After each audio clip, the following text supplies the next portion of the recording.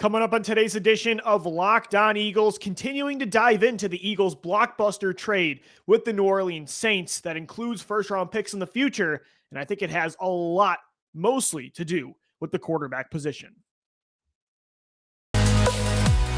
You are Locked On Eagles, your daily Philadelphia Eagles podcast. Part of the Locked On Podcast Network, your team every day.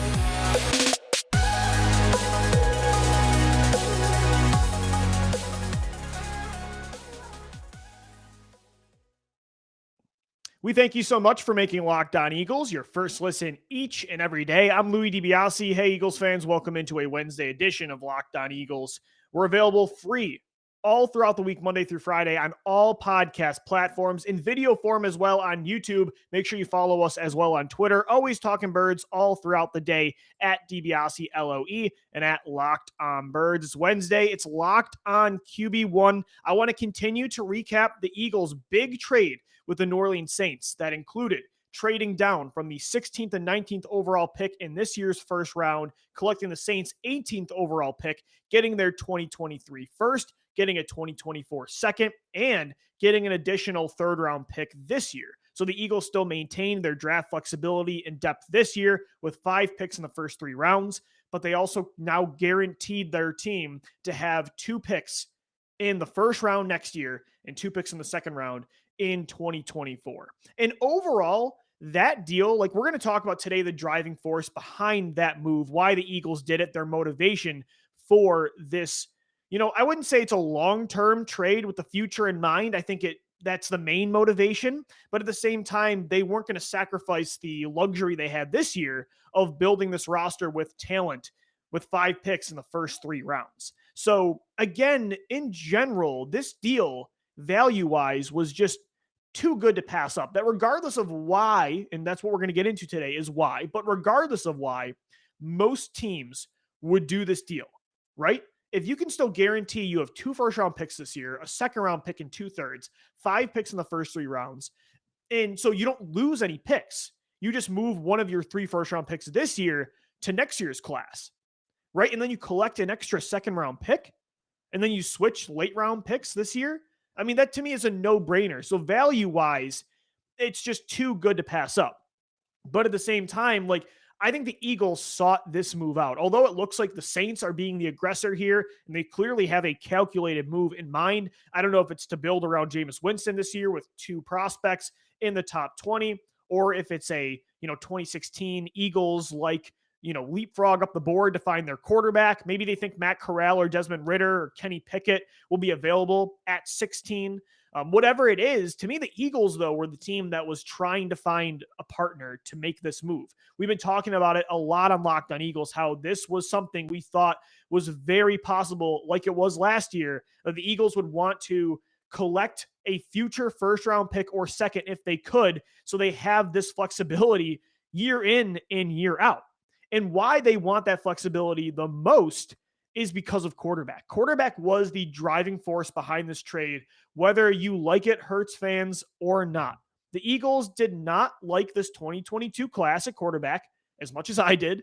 I think, too, once people realize that Malik Willis is going second overall to the Detroit Lions, there isn't really anybody worth a move up. And I don't know. I mean, I like Desmond Ridder and Matt Corral more than most, but the Eagles, I don't think saw those guys as worth a pick, giving up on Jalen Hurts in 2022 and the 2023 prospect pool.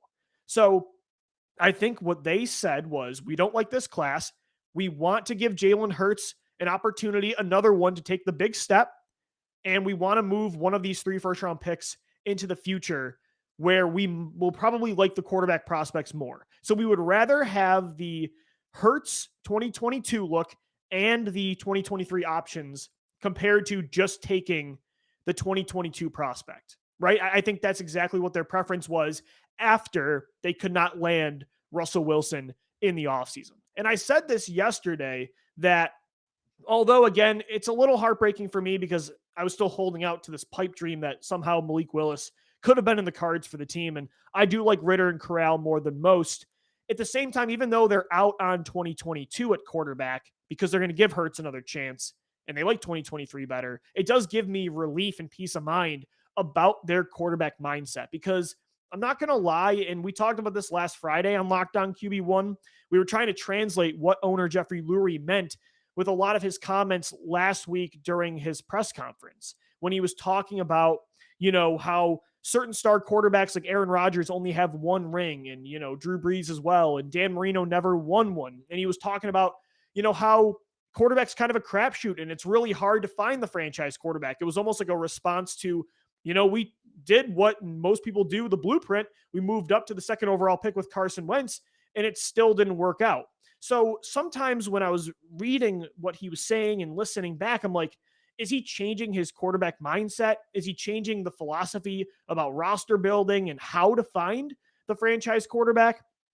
But again, as we've said in the show, actions speak. And again, those words can be translated in different ways. More so, he meant that, he believes in Jalen Hurts to take an unorthodox step that a lot of second round picks don't. And he compared him to Josh Allen, who had a different path for sure to become a star with a leap in year 3. And so, and the rings thing was probably more to justify Wentz's time in Philly. Even though it wasn't long lasting, there was still a lot of quality to it. So again, the words can be translated different, but regardless of the words, the Eagles' actions have always spoken louder than the words. That's why we've always said in this podcast, take what Howie Roseman says with a grain of salt. Take what Jeffrey Lurie says with a grain of salt. Nick Sirianni too, whoever the head coach is, because their actions are telling us a completely different story, that they are exploring all options to get their next guy. And that does include Jalen Hurts. It did include Carson Wentz last year. I think it included Zach Wilson. I think it included Russell Wilson this year and Deshaun Watson. And I think the trade down last year and this year are also direct signals that they are keeping their options open and that they are still very much motivated to find, they are still as quarterback driven as they have always been. Because I think some people honestly have wondered if they are still in that same mindset. But I think after this trade down, that is still the case. And I'm glad, because again, the ending of Carson Wentz should not have made them think differently about the importance of a franchise quarterback or where to get one. What it should have taught you is what to do and what not to do after you get one of those guys. Because to me, their Super Bowl win showed that elite quarterback play is what gets it done. And let's be real, the Eagles' most sustained success in franchise history came because of a second overall quarterback in Donovan McNabb.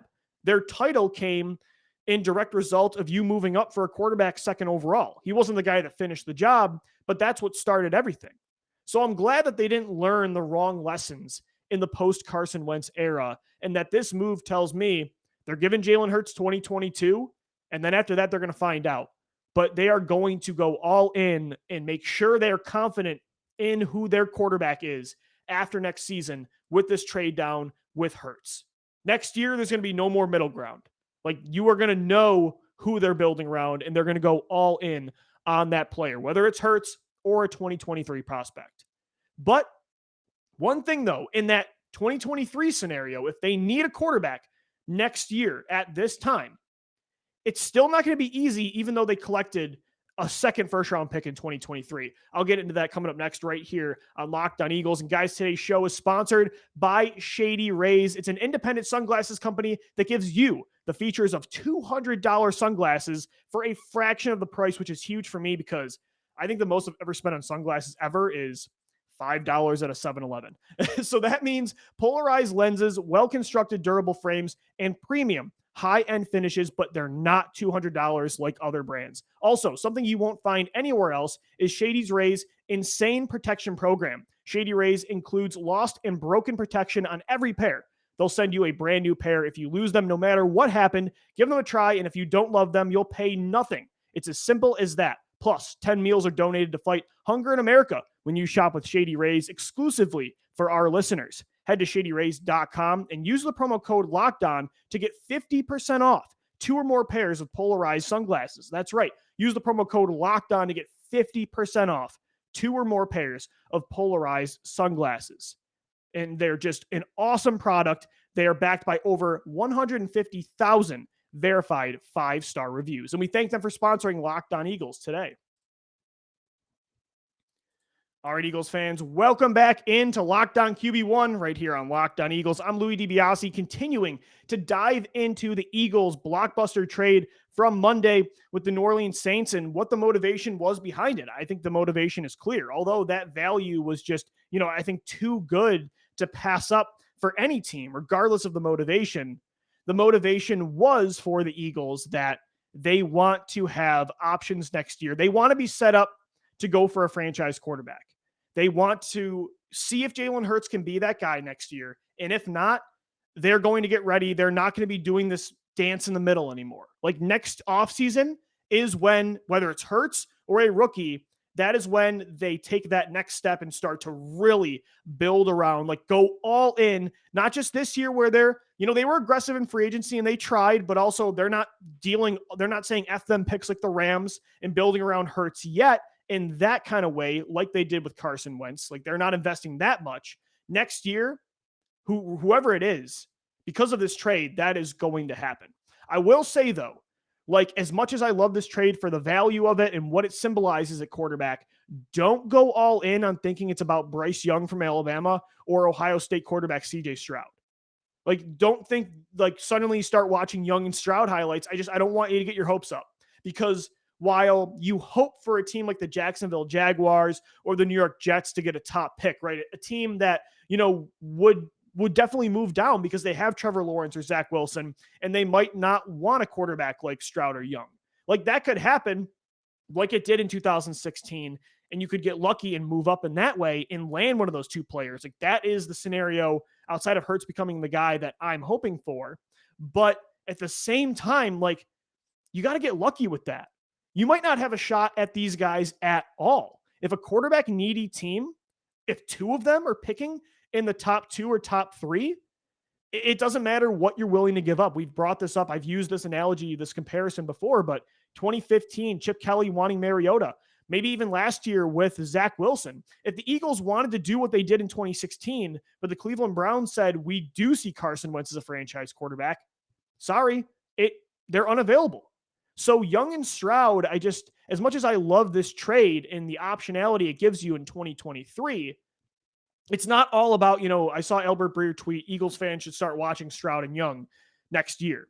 And while, again, there's a chance that could be possible, and now you're equipped to go up and get those guys like you were this year with draft ammunition, it's going to be really tough. Not to mention, you're not the only team next year with this mindset that has collected extra first-round picks. The Eagles have 2 first-round picks next year. The Dolphins have multiple firsts. The Seahawks, the Lions, the Texans. There might be a lot of competition. And who knows? Yeah, the Seahawks, Lions, Texans, they could all feasibly take quarterbacks this year. I think the Lions are going to with Malik Willis. And the Seahawks still could too. And maybe even Houston or Davis Mills becomes the guy. Who knows? But all of those teams, Miami, Seattle, Detroit, Houston, could be in on the quarterback market. So when it comes to just, the ability to do it at all based on who's picking at the top, the competition you have, it's going to be really tough. So if quarterback was the motivating factor behind this move, the Eagles are going to have to be comfortable with at least 3 or more prospects next year. And again, Hurts fans, this is me living in the hypothetical that Hurts does not take that next step. We'll get into if he does coming up next, so relax. I'm just saying if he is not the guy, the Eagles will have to be comfortable with more than 2 prospects, more than just CJ Stroud and also Bryce Young. Like you're going to have to be okay with Jake Haener or Spencer Rattler, Anthony Richardson, Caleb Williams. I don't know. One of these talented players that does take that next step, and they're the surprise player of the 2022 college football season, right? You've seen this in the past, Joe Burrow, Zach Wilson. There's a lot of players that peak their final year or two and blow up on the scene. Matt Corral this year was kind of like that. So too was Kenny Pickett.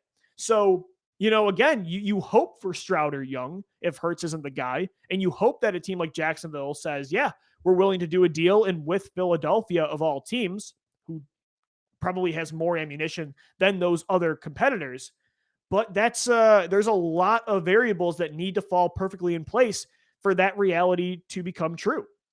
So to me, if you did this move before, it's kind of like in 2016 when you moved up to 2nd overall. Yeah, did you want Carson Wentz? 100%. But you never knew. Like, you didn't control your own destiny. The Rams did. They could have took Carson Wentz 1st overall. The Eagles knew for the most part they were going to take Goff, but the Rams could have changed their mind at any point.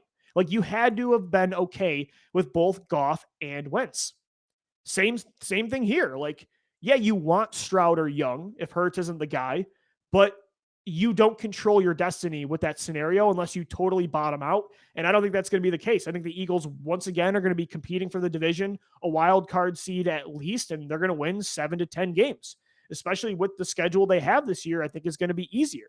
It's not going to be like it was last year, the gauntlet to start the year where you're in a 2-5 hole.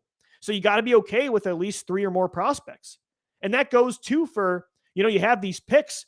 You're set up again if a veteran quarterback becomes available on the trade market that you can go up and get one of those guys. But, Russell Wilson didn't want to waive his no trade clause. Neither too did Deshaun Watson. So you can bank on Stroud, Young, or a trade option, but you don't control your fate in those areas. So you have to be okay with the quantity of options. You have to be, okay with saying, we are okay with more than just those 3 options. And I don't know who QB4, QB3 or 4 is going to be next year, even 5, but you have to be open-minded if this move had to do mostly with the quarterback position.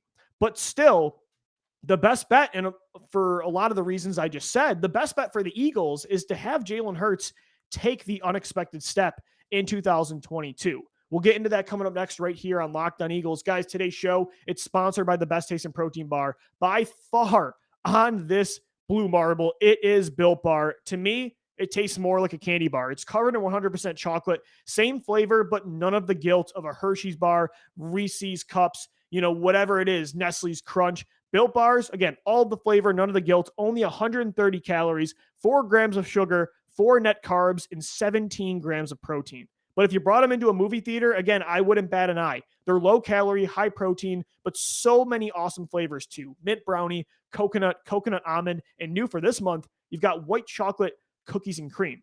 Not to mention, Built Bar has the first ever protein-infused marshmallow bars, which have cinnamon churro flavors, coconut marshmallow, and banana cream pie. Go check out all these awesome products at Built.com and let you go and explore, to me, a better solution to your sweet tooth. Go to Built.com, use the promo code LOCKED15. It's LOCKED15. You'll get 15% off your order. Again, Built.com, promo code LOCKED15 for 15% off of the delicious Built Bars. All right, Eagles fans, Louie DiBiase joining you, wrapping up this Wednesday edition of Locked On Eagles. It's Locked On QB1. And thank you so much for making Locked On Eagles your first listen each and every day. Make sure, too, you're following the Locked On NFL podcast. Locked On experts covering the biggest stories around the NFL every Monday through Friday in less than 30 minutes. It's free and available wherever you get your shows. So I'm continuing to dive into today the Eagles' motivation behind that trade with the Saints on Monday. And it had everything to do with quarterback. They want Jalen Hurts to take that step in 2022. They want him to prove everybody wrong and give them a reason to use these picks to build around him instead of replacing him. But at the same time, this team did not take Jalen Hurts to be a franchise quarterback. They took him to be a long-term backup to Carson Wentz. They have explored a lot of other options that have higher ceilings, Zach Wilson, and I think proven players already like Russell Wilson.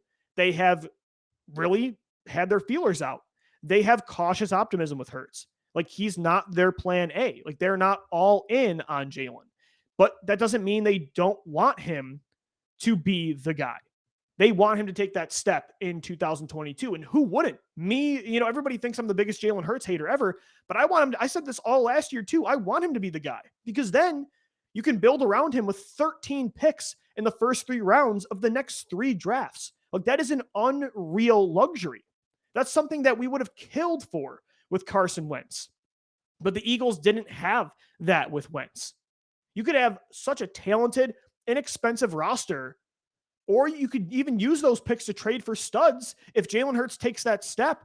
I think a DK Metcalf would be more willing to come to Philadelphia, right?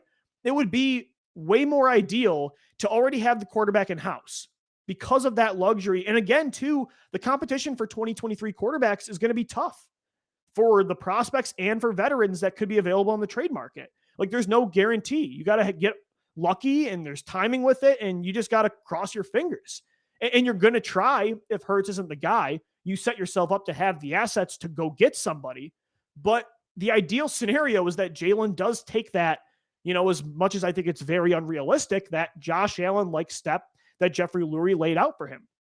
Because there's going to be no more middle ground for Hurts next year. Like, he can't have another 2021 and the Eagles say again, yeah, we'll kick the can down the road. We'll trade for 2024 assets and we'll still play it by ear. Like, that's not going to happen. You either take that step next year or you're getting replaced. And I think 2 years is more than enough for a second round pick who already has, 50 plus college starts and now 2 years under his belt. Most prospects, most quarterbacks, people say give Hurts time, and I'm willing to give him another year. But at the same time, most quarterbacks, if you don't take the step in year 2 or year 3, you're never going to do it. So right now, if you want to sit on the whole, basically last year was his rookie year, okay, then he needs to take the year 2 step that Lamar Jackson took, Patrick Mahomes took, Carson Wentz took, a lot of these Kyler Murray took, right? And maybe it takes year 3 like it did for Josh Allen. But after year 3, year 4, year 5, year 6, how many quarterbacks are peaking at that point? It should not take that long anymore. And you can't afford to wait that long because of the assets you have next year. You have to strike now in a stronger class with multiple first-round picks again. You can't bank on that each year. And Jalen Hurts' contract is coming up. Next year, after this next regular season, he'll be eligible for a new deal. So eventually, you got to take a swing. You can't just keep banking on, you can't just keep middling. So Jalen needs to take, and I think it's fair now. It might not have been fair to ask that of him last year, but this year, he needs to do that, or he's going to get replaced in 2023, and they need to take a swing at somebody else, another prospect or a veteran that they trade for. And so they're going to give Jalen the chance this year after they couldn't get Russell Wilson and struck out on some other options. And they're hoping that he gives them a reason to believe all in and not have to explore other options anymore. But, the reality is that this move had to do with quarterback because they're not sold and they don't want to just go all in and then feel spurned. So, it's up to Jalen, and that's an ideal scenario. We would love for him to take that step this year, but if not, the Eagles are preparing for the alternative. 100%. That is the main motivation for this deal. There's going to be no more middle ground. One more year of this, of finding it out, figuring it out, and then they're going to make a clear-cut plan. They're going to take an all-in approach at quarterback, whether it's a rookie, whether it's Hurts. They're going to build around somebody, And again, I don't know who that's going to be because there's a lot of variables that still need to fall in place, and we're a long ways away from that. But that was the motivation for this trade. All right, guys, that's going to do it for today's edition of Locked On Eagles. Thanks so much for tuning in. Make sure you subscribe to the podcast on all platforms, 5 shows a week, Monday through Friday, video form as well on YouTube. And we're always talking birds on Twitter. Hit us up at Locked On Birds and at DBLCLOE. Thank you so much for making Locked On Eagles your first listen each and every day. As always, thank you for downloading. Thank you for watching and listening. And let's go, Birds.